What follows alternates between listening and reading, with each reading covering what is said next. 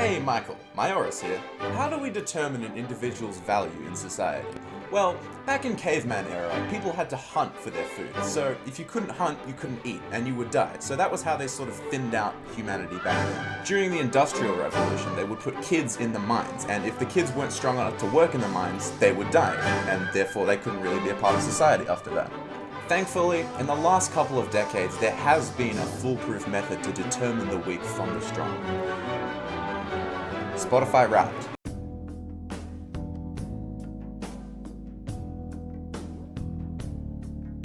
We all know the drill. At the end of each year, Spotify listeners and 6'5" chiseled Apple Music listeners all get a breakdown of their top songs and artists of that year. And today I wanted to do a bit of a retrospective of the year for me, and we'll take a bit of a look through what defined my music taste over the last 12 months. In this video, we'll go through my top 10 most replayed songs, and in part 2, we'll go through my albums and artists, to give you an idea of what really struck a chord with me over 2024. The top 10 songs is just really to get an idea of what I was bumping on repeat for the most part. There's probably going to be a couple of outlier songs just because they were either really short or they just had a crazy amount of replay value. But the artists and albums part, you can't really fake that. I feel like that'll give everyone more of a clear-cut idea of what my music taste is right now and what I really look for in an artist or a song. So let's just jump by Van Halen right into it. Number 10, Jump by Van Halen. No, I'm just kidding. I just tell the truth, and telling the truth is crazy in a world full of lies. Over the last few years, I've had a very complicated relationship with Kanye West, as I know many people have. I was there for the release of Donda. I was there for his fallout with the media and his, comments about various different things. Well, I see good things about Hitler also.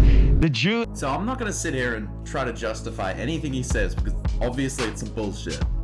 But I've also always been one to encourage separating art from the artist, and against what could be seen as better judgment, I sort of held out hope that Vultures would be a great return to form. It was not. By the time I hit the halfway mark, I was just sitting there like, this shit is so fucking ass, bitch! Quit fucking music! I could not believe this shit. It is so bad. I was thinking Kanye's washed. I hate Kanye. Fuck Kanye. Old Kanye is way better. I like old Kanye. But then I had an epiphany. If Kanye's older stuff is so good, why isn't there a Kanye's older stuff too? No, wait. What the fuck? Why didn't I just listen to the older stuff instead of complaining about the new stuff? What followed was a renaissance of classics, culminating in the rediscovery of a gem that I'd kind of forgotten about. I shoot the lights out high till it's bright out. Oh, just another lonely night. Are you willing to sacrifice your life? It's not often that a 6.5 minute song breaks my top 10, but this song is pure class. It's like lightning in a bottle, the feeling this song creates in me. The beat composition is so clean. I love the way the instrumental sometimes is literally just percussion, and sometimes it's a whole cacophony of different instruments. You have horns, you have this warped human voice, you have strings, synth. They all work together so well in creating the vibe of this song. The chemistry between Kanye and all the features is so satisfying, despite a couple of questionable lyrics. Kill a block, I murder the avenues.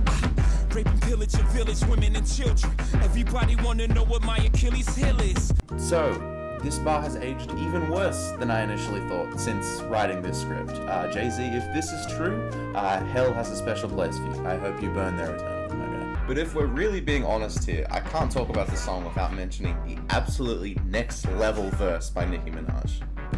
Pull up in a monster automobile gangster with a bad bitch that came from Sri Lanka. Yeah, I'm in a tanka, color a Willy Wonka. You could be the king, but watch the queen count. I'm not one to typically listen to Nicki Minaj's music. I don't think it's bad necessarily, it's just not really my type of thing. But this verse is the exception to that rule. I can listen to this an infinite amount of times and I would just never get tired of it. I love the lyricism, I love the vocal complexity. There's so much passion behind each word. I love that this section is almost entirely piloted by percussion, with the instrumentation being left out towards the end when the aggression of the verse picks up. And I think that it's so funny that Kanye considered cutting this verse out because it kind of made everyone else look bad. You know, when I thought about taking Nicki's verse off of Monster, because I knew people would say that was the best verse on the best hip-hop album of all time, or arguably top 10 albums of all time, right?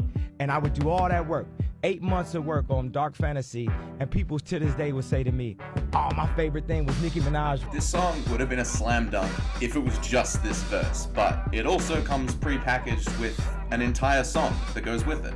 It's really impressive the amount of styles Kanye is able to blend into just this one song. The breakdown at the end is another section that sticks out to me. It's like this somber elegy, like a confession to God, and it just ties the last part of the song together really well.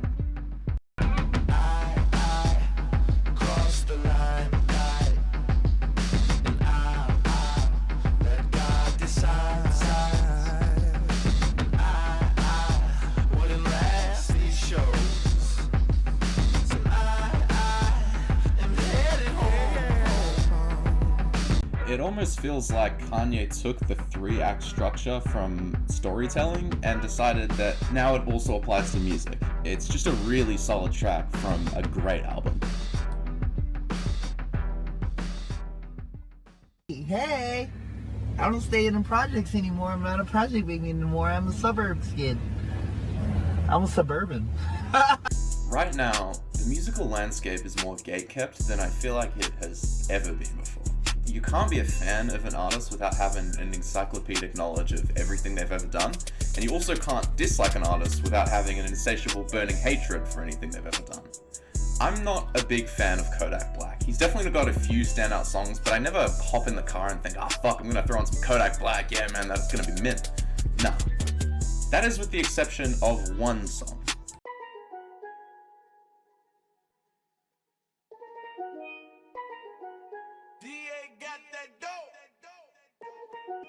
This is not the most complex song of all time. The lyrics aren't that deep. No one's doing anything particularly crazy vocally, but damn if this beat isn't some gas. And the chemistry between Kodak and Travis Scott is kind of unexpectedly really solid. I mean, everyone likes this song. It's really easy to throw this one on the aux, and for good reason. The replay value on this one is just crazy.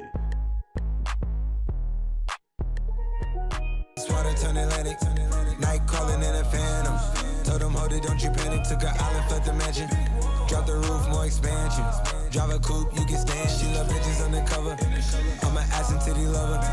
Guess we all meant for each other. I particularly like the bass in the beat, especially in the chorus. I just love songs that make speakers vibrate like this does. And the steel pan sample, what is it, like 4 bars? It literally never gets old. More rap songs need to use a steel pan in their instrumental. It is such an underrated sound, and it makes the song stick out that much more. Alright, but listen, like I said, Travis and Kodak do pretty well together on the song, but Offset, he just doesn't really do it for me. His verse is okay in the context of the song, so I can definitely tolerate it, but if the other verses weren't there, this would probably be a skip for me. The first half of the verse is generally fun, I don't really have a problem with it, but he loses the plot when the ad-libs start coming in, if I'm being honest. Niggas be cloning, I find it funny. Clone, we finna know, straight out the dungeon, we finna know. Hey, I go in the mouth, she costing me nothing. 300 the watch is out of your budget. 300. Mean muggin' got me clutching. Yeah, and this stick right out of Russia. I'm kind of nitpicking at this point. It's not a terrible verse. I just think it's worth pointing out. But this song is just such an easy listen. I don't have a huge amount to say about it, but it cracks my top 100 basically every year. And you guys happen to catch me on a year that it cracked the top 10. So there you go.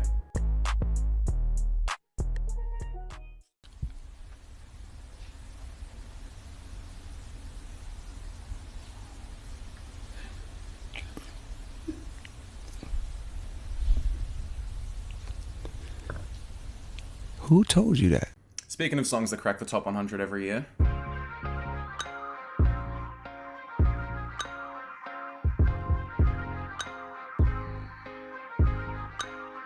Jermaine Reginald Cole makes some pretty good music. Everybody fucking know. And this song is probably one of his most iconic. I know that some of the lyrics have aged a little weirdly. I want a real love, dark skin and Aunt Viv love.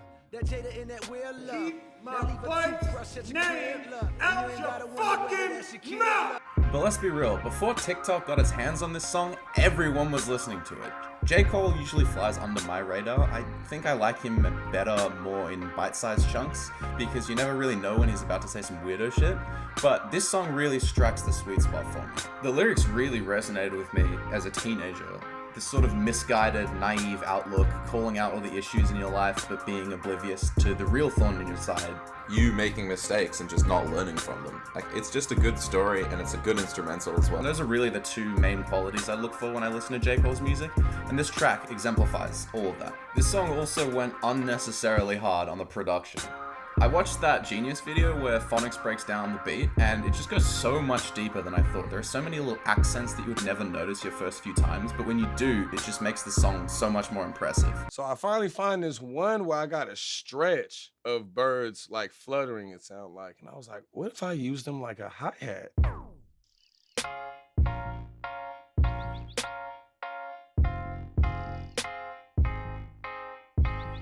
Like, how do you even think of that? The stupid-ass George Bush sample never gets old. The trumpet is so addictive. I also really like that it doesn't loop the entire song, because the moments the song's allowed to breathe make the parts with the trumpet that much more sweet when the loop does come back. And the retro piano that forefronts those quieter parts is also really clean. I know that it loops through the whole song, but you don't notice as much during the sections where it works as a harmony. Look, man, everyone likes this song. I know J. Cole had a bit of a mixed bag of a year in 2024, but whatever you make of that, this one's definitely going to stay in rotation for me. You know, it wasn't even like, it wasn't a J Dilla thing or nothing like that. It was straight like I heard Quasimodo, and then the whole thing happened. There are so many artists and musicians that begin their career with a set idea, but over the course of time they fall further and further away from their original vision as they're adopted into this corporate idea of music. The crowd-pleasing, easygoing nothingness that populates so much of the mainstream radio, it gets so exhausting and just feels like so many people would rather have this shallow, club banger-filled generation of music that is so afraid to say something significant for fear of alienating some random chunk of their audience that doesn't have the stomach for it. Like, I hang out with people my age and they're just kind of like, my phone selfie, and I'm like, bro, like, oh my god, like, can we like talk about like the political and economic state of the world right now? Which is why it's always so refreshing when an artist actually uses their platform as a springboard for what they're protesting.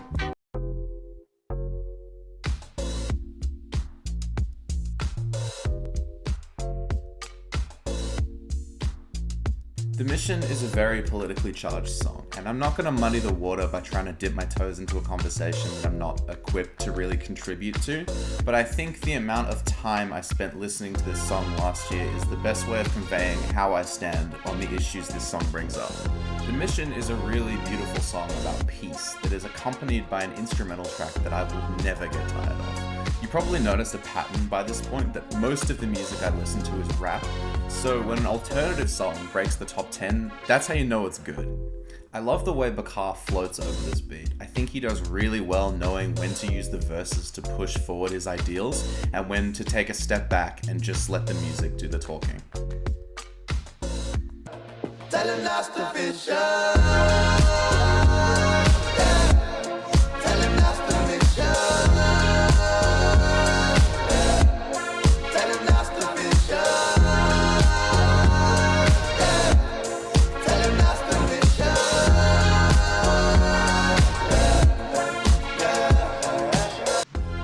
Up a lot on the idea of nepotism in this song, and I think he mischaracterizes his own message a little bit in these parts, because cornering the market and monopolizing wealth is a huge issue, but wanting your children to prosper and live fulfilling lives, I think, is a really noble goal to strive towards. So I don't know if I would necessarily use the word nepotism to describe what he's talking about, but other than that little hiccup, I really gotta commend Bakar for actually using his platform to speak on world issues, especially touchy subjects like war. This is another song that you won't catch all the little details on your first listen. It's fairly intricately crafted, and that just makes it all the more memorable for me. Wood for the fire, 6 rights getting higher. Now, ideally after a section like that, I wouldn't have to genre switch this hard, but that's what Rewind is, bro. Just come along for the ride.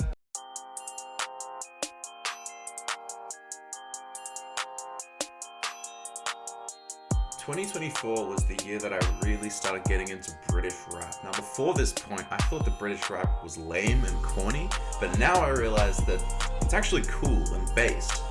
Kiss and Tell is a collaboration between two artists I listened to a fair amount this year, Skepta and Tracey. And as far as blending their styles go, this does it better than I'd expect. It's not the most complex song of the generation, but both of them are able to coast along this beat really nicely. I especially like AJ's verse, the first one. The rhyming scheme is electric, and his ad-libs are corny, but that's a thing in a lot of his music, so in a way it's kind of charming. It's like a part of his style. Had Pyrex, had pots, no pan. All she ever wanted was a man that's gang. The girl gave me top like a Virgil lookbook, and I got kicks like a Shaolin clan. So don't stop, don't stare. My little niggas that I give it more than a tear. That girl says she knows me, I don't care. Made a pum pum chip off the front room chair. Yeah. I'm a pretty big fan of how the chorus in this song is shared between both of the rappers. It's not really clear which of them wrote it because it segues into each of their verses so naturally. I also really like the way the beat subtly changes between verses. Little accents in the instrumental that just add a little bit of flair to whoever's verse is running. Another thing about this song is the replay value. That's probably the way that it ended up so high on my list. I swear I can listen to this one like 5 times in a row and I just wouldn't get tired of it. Probably the way the beat loops into itself, or the fact that it doesn't do anything particularly crazy experimental, which makes it a little harder to get bored of it. It's literally just 2 crescendoing notes and a trap beat. It's literally so simple, but it's fire, so who cares? Both verses are heat, rent was due, we got a good track, bro, what can I say? Do I really know Kung Fu? No, I don't know Kung Fu. Alright, this is where it gets real. Sometimes a "this doesn't count" song can weasel its way into the top 10, but the top 5, this shit is a sacred sanctuary. A song makes it up here, it's good. Particularly my top 5s of each year, and they are always bangers. This year especially, you guys are about to be put on to some gas.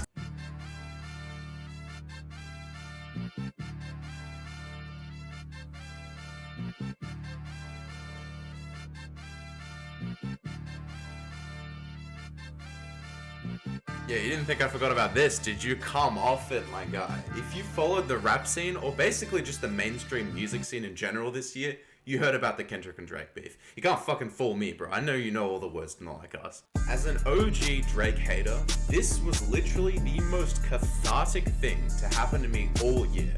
I've been a pretty big fan of Kendrick since I was like 13, so for it to be him to call out Drake, it's just... this shit is so fucking beautiful. And I gotta say, man, of the whole beef, the obvious standout song for me is this one. Euphoria is the type of song that the rap medium was made for.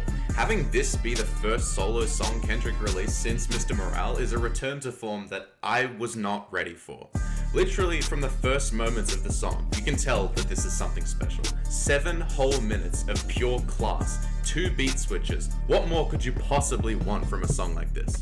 This whole song feels like it came from the deepest pits of Kendrick's heart. Every bar is so passionate. It feels like he's been working on this track since like 2012 when the beef first started heating up.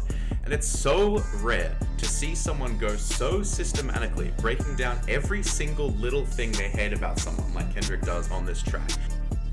I hate the way that you walk, the way that you talk. I hate the way that you dress. I hate the way that you sneak this. If I catch flight, it's gonna be direct. We hate the bitches you fuck, cause they confuse themselves with real women. Then notice I said we, it's not just me. I'm what the culture feeling. I gotta hand it to him. This guy fucking hates Drake. Maybe even more than me. I'm gonna have to get back to you guys on that one.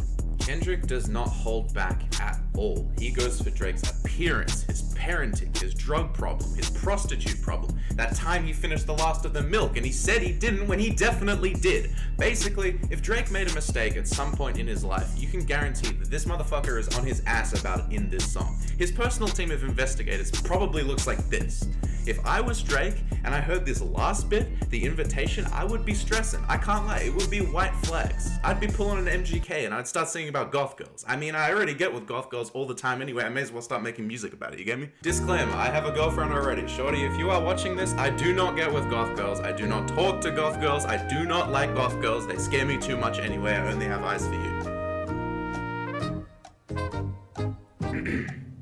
What was I on about again? Oh yeah.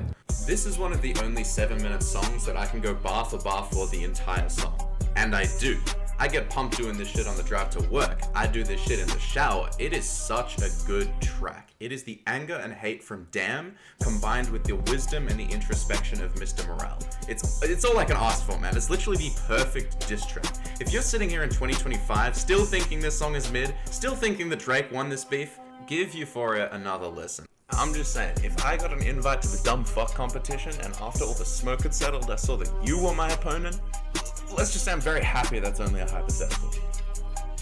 Yo, what is up guys? It's Hikeezy HD, and basically what I'm going to be doing is a new series on my channel. If you were to ask me for an album that has no skips, I would tell you Nevermind. I'd tell you Zeppelin 4, 808s and Heartbreak. But if you were to tell me to bring out the good, an album that has no skips, I'd say, you want the Melodic Blue. I swear every year a different song from this album breaks the top 10, and this year the song that really clicked for me was Durag Activity.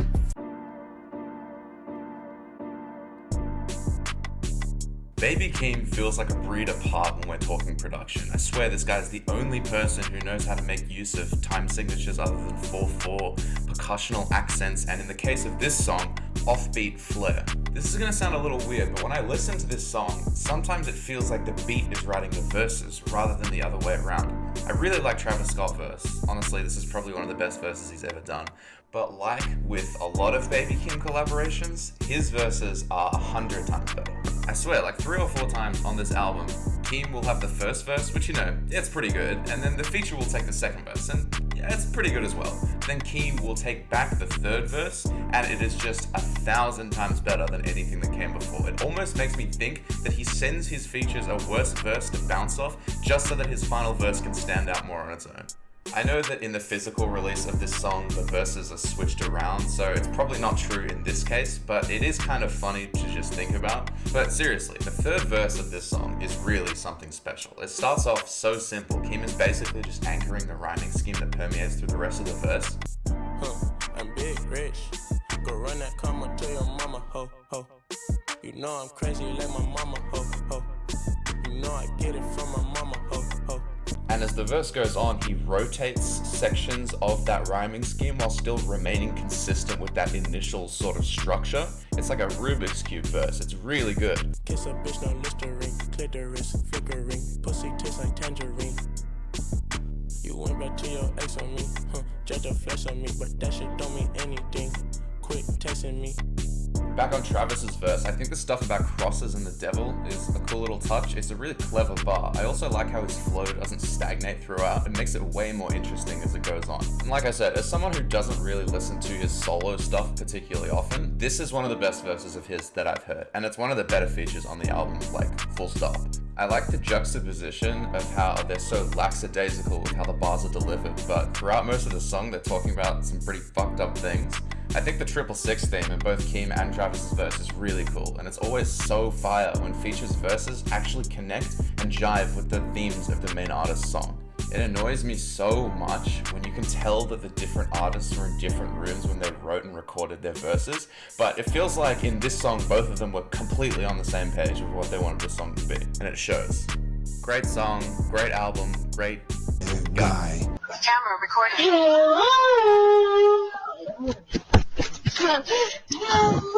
Make your boom and make it boom. When I'm listening to music, like 90% of the time, I'm lyrically driven. Like a song could sound like shit, but give it an interesting enough theme and compelling lyrics, and eventually over the course of time, I'll find a way to like it. So when a song makes it to the top 3 based on the beat alone, that's how you know they went crazy on this one.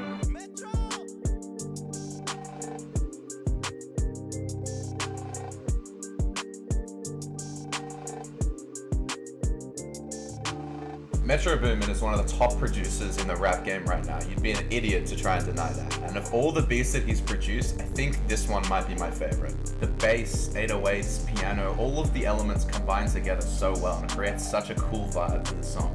And Don Toliver. Listen, I'm a simple man. Song by Don Toliver? Song featuring Don Toliver?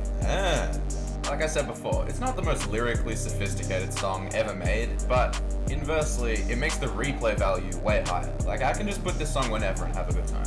Even the Dr. Nefaria version of this song that everyone was clowning on, even that version is good. I'm kinda cool, 14, the bitch get loose. She tryna win, I beat her by the car. I beat her in, it's 40 in the car. I let her spin. For me, I think a lot of the time when Don Toliver makes music, it's fairly TikTokified, if that makes sense. I'm not necessarily saying it's bad, a lot of it is actually really catchy, but when he has a producer with a direction in mind or another rapper to bounce off of, he can actually bring a lot to the table, and I think that this song is a perfect example of that. But while Don Toliver's sections are great, Future's 10-second verse is kind of lame. It's not bad, and I'm sure it plays a part in the album, which I should probably give another listen to, but just as a packaged song, the last section kind of feels unnecessary to me. It has nothing to say, really. Half the beat is taken out, so it doesn't sound as good. I typically wouldn't be bothered, but the bulk of the song is so good that it makes this part stick out a little further for me than it probably would usually. It's definitely not enough to ruin the song. I mean, like, it's still my third most listened to song this whole year, so clearly they did something right, but I figured I'd still mention it because it is the weakest part of the song. There's really not much more to complain about with this one. It's a bit cheesy at times, and I know that it has been overplayed to shit on TikTok, but I don't really care, honestly. I still like it. It's a clean beat with enough going on that I can usually find something new to latch onto each repeat listen. It's just so satisfying the way the different elements of the song blend together. Metro is a really talented producer, you don't need me to tell you that. I would like to see more of him and Don Toliver in the future. They have a compelling chemistry that I don't think has been fully tapped into yet. I remember being so fucking high on this song. Cause I was in like my mouth couldn't even, I couldn't.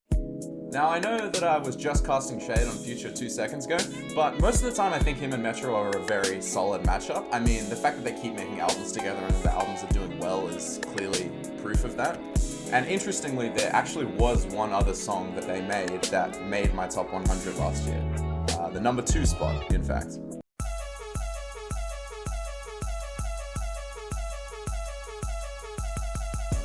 The song that started it all. I mean, not really, but the song that put this whole discourse center stage. Now, let me get one thing clear. Euphoria is a better track than Like That, at least on a technical level. But what you have to understand is that this song was a cultural fucking landmark for me. I remember when this plane hit. March 22nd, We Don't Trust You had just dropped. The features weren't even credited on the album yet. I'm driving to work, and I got this album bumping in my car. I hear the start of this beat, I go, okay. Kendrick's verse comes on, I go, ooh. I sit and listen. And then I realize it's a Drake and jcole diss. I'm like, what the fuck? And as I'm looking at my phone to double check whether this is real or not, a bus comes out of nowhere, I go, ah!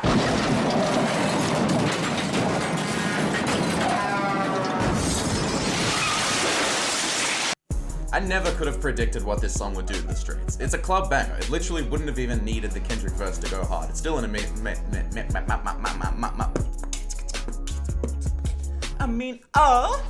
I was gonna say it would have still been an amazing track. This video is taking so fucking long to edit. Future's first verse is really good. I like the variation of flows, and Metro's beat is obviously just iconic. The bridge especially is a really good showcase of that. The Easy You sample is so nice, but let's be real. People come back to this song to listen to the Kendrick verse. There's no point in denying that. After Mr. Morale, which wasn't really the traditional rap album that people expected from Kendrick, especially after a 5-year hiatus, I think people were pretty eager to see him hop on a track like this, like a more clinical club song. And the fact that it's hands straight out the gate is just a testament to the fact that he clearly knew exactly what he was doing this one. I think it's so corny. The Future is out here like, I didn't even know this was a diss track. I just hopped on the mic like always. It was Kendrick that started this whole thing. You can't fool me. They knew exactly what they were doing with this one. It was engineered to be a staple of the 2024 zeitgeist. I don't think they knew the crevices the beef would crawl into, but clearly this song was made to stir up the game, and I think it worked perfectly. People ate this shit up, me included. It is such a repeatable song, I don't get tired of it, ever. at no point does it take the intensity down from 11, and it sparked the beef of the generation. Before this song dropped, I never would have believed the two biggest rappers in the game right now would be at each other's throats like this. It was crazy watching this unfold in real time. I feel like people are trying to sweep a lot of it under the table because, let's be real, the fan bases of both sides have handled the aftermath in the corniest possible fashion. Drake fans, you need to go outside and breathe the fresh air. Stop lying to yourselves. Drake got cooked in this beef. But Kendrick fans, you guys gotta stop acting like it was you on the fucking mic frying Drake in real time. Like, I would consider myself a Kendrick fan, I mean, clearly, but flexing another man's victory on your ops, he does not know you. Come on, that's weird, man. I'm not like that. Get it? Bushkin. Oh my goodness, man. What, how long, bro, man, how are you going? So here we are, the song that I listened to the most amount of times in the whole year, and to keep it completely real with you, it was not even remotely close. This song was at the top since the first replay came out back in February, and it stayed at the #1 spot the entire rest of the year. It helped me get into the whole genre, and I even got to see it perform live this year at Listen Out.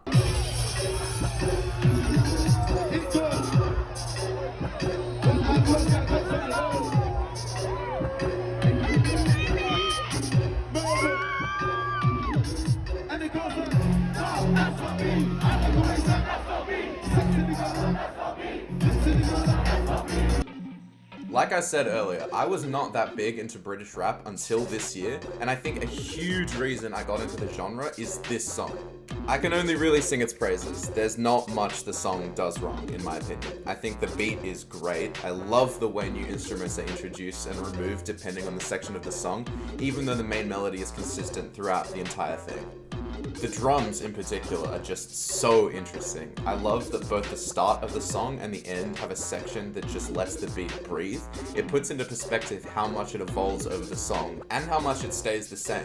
But the verses, that's what I'm really here for. They are delicious. This is the gourmet shit. Skepta and Jamie are such a dynamic combo, I swear. You could tell me these guys are brothers and I'd probably believe you. It is such a passionate track that keeps the energy at 100 the entire way through. Let me tell you, my imaginary scenarios with my imaginary characters go fucking crazy with this song. I like the way that both of the artists tackle the song's theme in different ways. Skepta's verse is centered around being up now and how everyone else is stupid for doubting him. Flashback to the cold nights in the trap, now I'm in a new whip, counting a big stack. Yellow gold chain and the diamonds are black. Jack me, nah, you don't wanna do that. Whereas Jamie's verse is much more focused on rubbing it in that he didn't have to change himself to make it this far. From day one I said I was serious, then serious hit the jackpot. People ask what music I make, turn the volume up, cause that's what. I don't wear no bait designer brands, I spit deep bars in my black top. You'll never see me smoking a cigarette car, cigarette smoker, that's not me. They're two sides of the same coin, and I could not think of a better duo to be on this song. Konnichiwa as an album is a little hit or miss for me, but given the context of this song isolated, it's about as close to perfect as it gets. Skepta is a little different from most of the other British rappers I gravitated towards, but he finds a way to blend anger, passion, and aggression in his music, particularly in this album, without it being cringy, and I think that's what makes me come back to this track so much. So those are my top 10 songs of the year, and while yeah, they definitely give you an idea of the type of music I'm into, we need to go deeper. We need to spread the cheeks of my psyche to find out what really makes me tick. And in order to do that, we need a more solid frame of reference. Any song can make it to the top 10 by fluke, but an album? Nah, you can't fake that. And in part 2 of this video, we'll go through my top 5 albums and my top 5 artists. And if you made it to the end of this one, that's like actually crazy to me, man. Like, stay tuned for more stuff, but like that's nuts, man. Thank you for that.